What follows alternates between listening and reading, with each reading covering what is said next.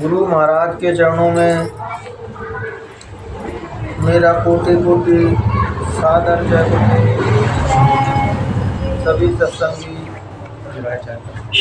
भाई और बहनों, सभी को मेरा प्यार भरा सादर जय गुरुदेव। जय।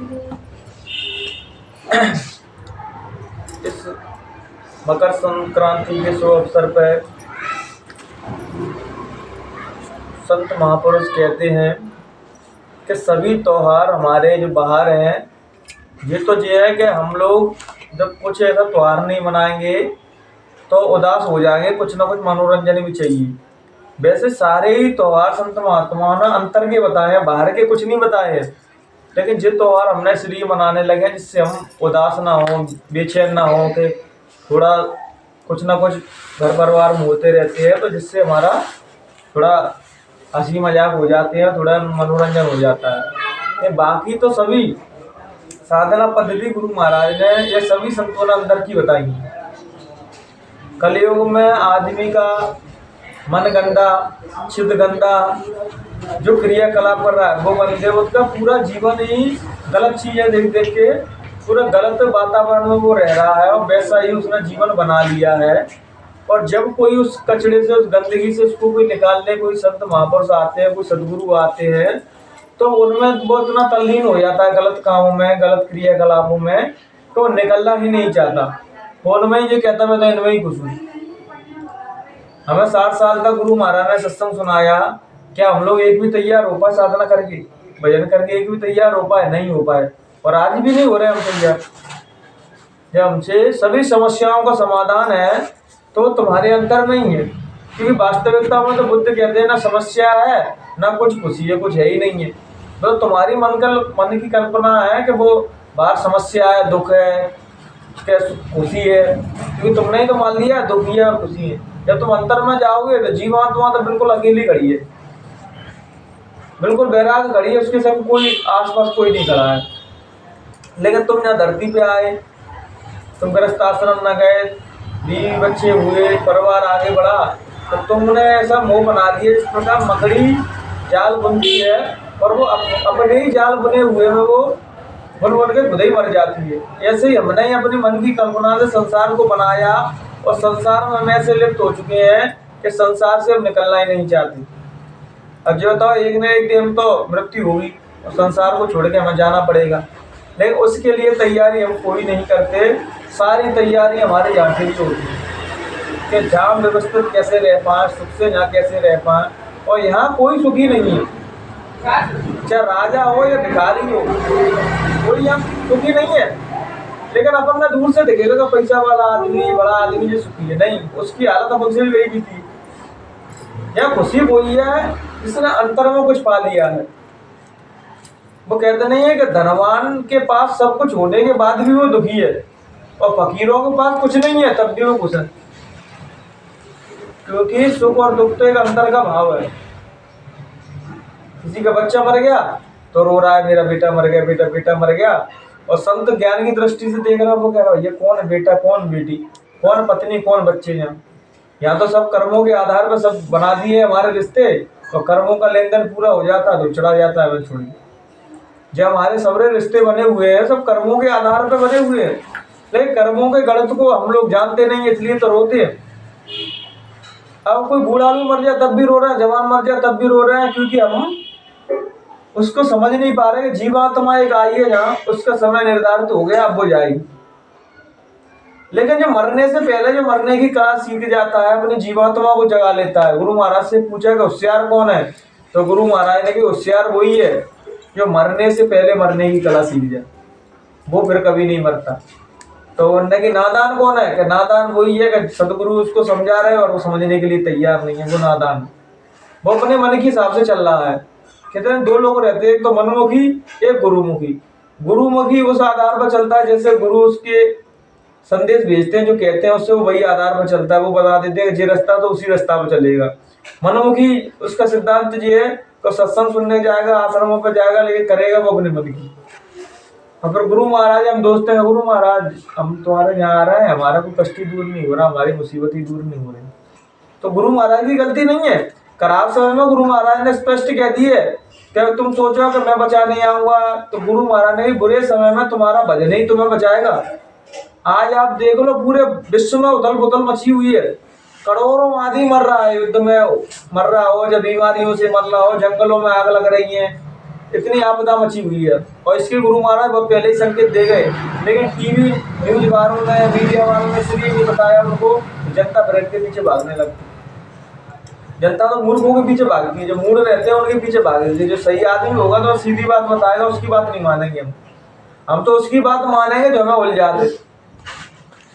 और संत महात्मा सीधी बात बताते थे कि जो हमारे अंदर है वही तुम्हारे अंदर है। जिस प्रकार हमने वो ज्ञान से वो प्राप्त कर लिया, जीवात्मा को जगा लिया, तुम भी अपनी जीवात्मा को जगा लो और सब बंधनों से मुक्त हो जाओ। लेकिन हम मुक्त होना चाहते ही नहीं है।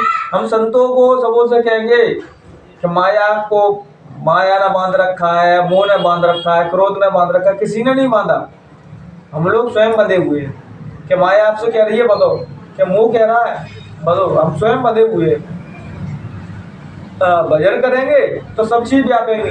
संसार में तुम कोई खराब काम करोगे तो से करोगे तो पता ही नहीं पड़ेगा। यदि कोई आदमी कोई गलत काम करता हो तो उसको पता नहीं पड़ेगा कब समय निकलेगा। भजन पे बैठोगे तो मन की चंचलता मन से टगूंगा आएगा, अरे ये काम कर लूँ, वो काम कर लूँ।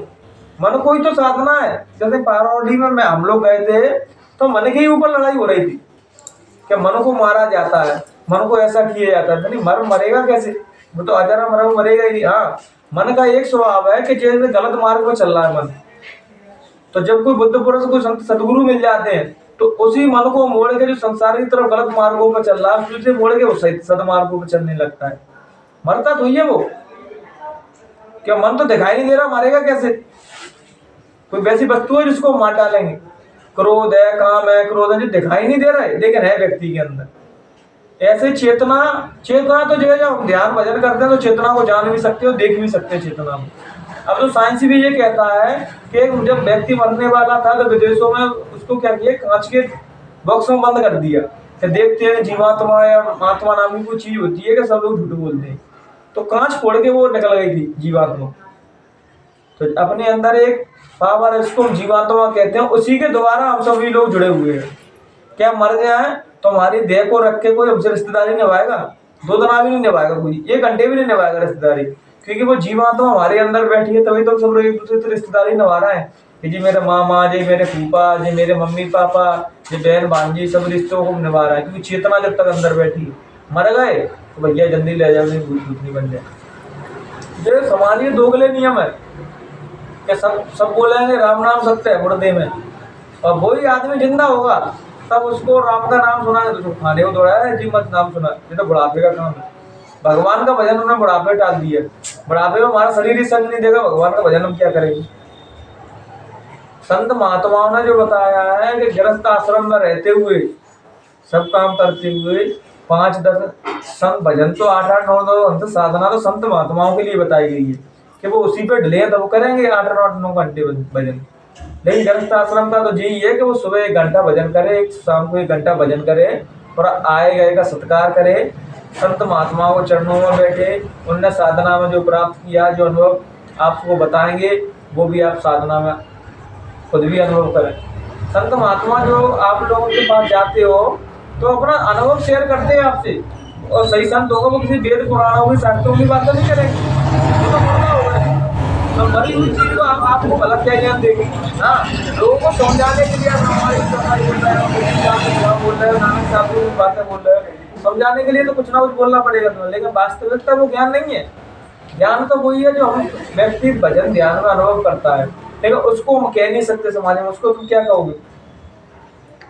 उसे तो समर्पण होके ही पाया जा सकता है, अपने आप को मिटा गई तभी वो कहते हैं जब हमने खुद को खाली किया तब खुदा हमारे अंदर आया, जब अपनी हस्ती को मिटाया तब परमात्मा हमारे अंदर आया। कि तू करता तू समझ में रही ना हूँ। जब तक हम परमात्मा को याद करते करते उसके ही स्वरूप नहीं हो जाएंगे, हमारा मैं, हमारा अहंकार खत्म नहीं हो जाएगा, तब तक हम परमात्मा को नहीं समझ सकते। हम क्या चाहते हैं कि मेरे अंदर राहुल भी बच जाए और एक परमात्मा भी मेरे अंदर आ जाए तो वो काम नहीं हो सकता। परमात्मा जब तुम्हारे अंदर आएगा तो रावण को तो मरना पड़ेगा, और जब तक रावण जिंदा बना रहेगा तब तक वो परमात्मा आ नहीं सकता। जैसे आप व्यक्ति को कुछ भी नाम हो, जब तक तुम्हारे अंदर वो व्यक्ति बैठा है मेरा फलाना नाम है, वो जब तक रहेगा तुम्हारे अंदर तब तक वो परमात्मा नहीं आ सकता तुम्हारे अंदर। तो अपने आप को मिटाना पड़ेगा। जो तुमने अपने आप को मिटाया, साधना पथ और क्या है, भक्ति मार्ग और क्या है, भक्ति मार्ग में साधक अपने आप को मिटाता चलता है और धीरे धीरे वो गुरु का प्यारा होता चलता है। संत कहते हैं कि शिष्य को गड्ढा बन जाना चाहिए, तो सदगुरु झील बन के उसके अंदर समा जाए। एक गड्ढा बनने के लिए कौन तैयार है, कष्ट सहने के लिए कौन तैयार है, सम्मान लेने के लिए सब तैयार हो जाते हैं। जब गुरु महाराज उस अवस्था तक पहुंच गए तो सब ईर्ष्या राग द्वेष तो करने लगे, लेकिन वहां तक पहुंचने के लिए उन्होंने क्या किया, जे किसी ने नहीं देखा। 18 घंटे साधना की, भूखे मरे लोगों के ताने से सब कुछ देखा उन्होंने, लेकिन वो किसी ने नहीं देखा। अरे संत महात्माओं को गाड़ी घोड़ने की क्या जरूरत है, संत महात्माओं को पैसे रुपये की क्या जरूरत है, क्या पैसे रुपये लिए कि संग लेके गए कछु, क्या उनना कोई भोग विलास की जिंदगी जी नहीं। जो मान लो आए गए लोगों का सत्कार करो, पैसे ही नहीं होते तो आप लोग करोड़ों लोगों की भीड़ होती थी, उनको खाना माना कैसे खिलाते, या तो आप लोग ही नहीं जाते उनके यहाँ तो पैसा रुपये कुछ नहीं करता। जो जनता आ रही है जा रही है तो उनके खाने पीने का भी तो इंतजाम करना पड़ेगा, रहने पीने का तो इंतजाम करना पड़ेगा। लेकिन हम जाते हैं तो हर किसी में हम गुण देख के आ जाते हैं, लेकिन गुण हम किसी में नहीं देखते क्योंकि हमारे अंदर गुण ही नहीं है, तो हम देखेंगे कहाँ से। अगर हम किसी की अच्छाई देख रहे हैं तो व्यक्ति अच्छा है बुरा नहीं है, हमारे अंदर अच्छाई है तब हम उसके अंदर अच्छाई देख पा रहे हैं। नहीं बाकी पूरा समाज बुराई देखने में तो लगा ही हुआ है, तो फलाना आदमी उसमें 6 गुण है, उसमें कितने 99 अच्छाई होंगी, उस पर ध्यान केंद्रित नहीं होगा, एक बुराई होगी उस पर केंद्रित चले जाएगा। जैसे महात्मा ने एक जगह पेन का डॉट का निशान लगा दिया, पूछ रहे थे शिष्यों से कि हाथ में दिख रहा है कुछ क्या है, तो शिष्यों का पूरा हाथ नहीं दिख रहा था, वो डॉट का एक दाग लगा था उसको दिख रहा है, महाराज वो हाथ में बिंदी लगी है उसको दिखाई दे रही। जैसे ही हम सब एक दूसरे के अवगुण देखने में लगे रहते हैं, समाज में सब कुछ अवगुण देख रहा है, ये खराब है ये खराब है, अरे सभी खराब है, इसी में तो संत महात्मा रह रहे हैं, इसी में साधक रह रहे हैं, इसी में भगवान के प्यारे रह रहे हैं, सब कुछ खराब नहीं है समाज में। लेकिन हमारे अंदर वो दृष्टि बन चुकी है कि दिन रात कोई बुराइयां देख रहा है सभी जगह, ये आदमी बुरा ये आदमी वैसा, क्योंकि हम सब खोपड़ी के स्तर पे है। और भक्ति मार्ग साधना मार्ग इज्जत तल का मार्ग है, तो हम क्या संसार में खोपड़ी दौड़ाते हैं कि बच्चों ने कहती है अरे बाबा के यहाँ मत चली जाया करो तो चूतिया बनाते रहते हैं, तो बाबा के बच्चों की दिमाग बात घुस गई और यहाँ आए तो यहाँ कुछ ये और बता रहा है, तो बेचारा आदमी कंफ्यूज है कि जो बच्चे भाई कह रहे हैं वो सही है कि जहाँ जो बता रहा है वो सही है। बच्चे अपनी समस्या बच्चे आपका थोपेंगे, जहाँ जो आएगा वो आपका थोपेगा, तो थोपना नहीं है, हमें भजन करना है। और सतगुरु हमें वो विवेक देते हैं भजन के माध्यम से, ज्ञान के माध्यम से, कि तुम खुद डिसाइड कर पाओ अच्छा क्या है और बुरा क्या है। जब तक तुम ध्यान भजन नहीं करोगे तो कैसे बता पाओगे कौन अच्छा है कौन बुरा है। जो तुम भजन करने लगोगे, साधना करने लगोगे, तो तुम डिसाइड कर पाओगे ये सही है ये गलत है। हम दूसरों को अच्छा बुरा कैसे कह सकते हैं, हम खुद ही नहीं जानते। हम तो सत्संग की सभी लोग एक दूसरे की निंदा करते हैं, बुराई करते हैं, क्यों करते हैं, भजन ही नहीं करते तो बुराई तो करेंगे। उनमें संसारी व्यक्तियों में कोई अंतर नहीं है। हाँ, जो भजन करेगा वो बुराई से बचा, बोलते सुनेगा अरे भैया मेरी सांग मत करो, तुम लोग तुम्हें मत रहो, बात ही नहीं लगे चीजें। बात भगवान का कोई गुरुगान हो रहा हुआ, गुरु की बातें चल रही होंगी, ज्ञान चर्चा चल रही हो, वहां रस आएगा। संसार की बातों में रस नहीं आएगा भाई, तो संसार से धीरे धीरे भ्रष्ट होता जा रहा है, परमात्मा की ओर दौड़ लगा रहा है। तब बुराइयों से बचना है और अपने अंदर बैठे परमात्मा को सबको देखना है। बस यही सभी संत महात्माओं का पैगाम है।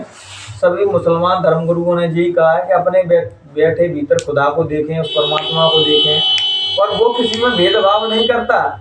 माँ किसी जाति मजहब का कॉलम नहीं है, माँ तो बस एक ही कॉलम है, जो भजन करेगा जो स्मरण करेगा वो उसको पाएगा, चाहे वो कोई भी हो। और जो भजन नहीं करेगा वो अपने आप को चाहे नीच गए कुछ भी कहे, वो किसी प्रकार से नहीं मिल सकता। उसके दरबार मालिक के दरबार उसी के लिए खुलेंगे जो उसके इबादत भजन करेगा, और जो नहीं करेगा वो फिर अपने आप को कोसता रहे हम छोटी जाति की, हम बड़ी जाति की, हम अमीर हैं, हम गरीब हैं, हम गोरे हैं, हम काले हैं। तो तुम भगवान को व्यर्थ नहीं कोस रहे हो। भगवान तो कह रहा है, भगवान तो कह रहा है भैया भजन करा नहीं मिला तुम्हें, तब तुम आरोप लगा सकते हो हमने भजन किया हमें तब भी नहीं मिला। जब रैदास को मिल गया, कबीर को मिल गया, नानक को मिल गए, पलटू दास को मिल गए, गोस्वामी महाराज को मिल गए, गुरु महाराज को मिल गए, राधा स्वामी को मिल गए, और भी कितने कलयुग में सबको मिल गए, तो क्या पुण्य नहीं मिलेंगे? लेकिन मिलेंगे, लेकिन हम चले तो उनके मार्ग पे। तो बस इन्हीं विचारों के साथ हम अपनी वाणी को यहीं विराम देंगे। अगर कहने सुनने में हमसे किसी भी प्रकार की अगर त्रुटि रह गई हो तो मैं अपना बेटा, अपना छोटा भाई समझ के माफ़ कर देना। जय गुरुदेव।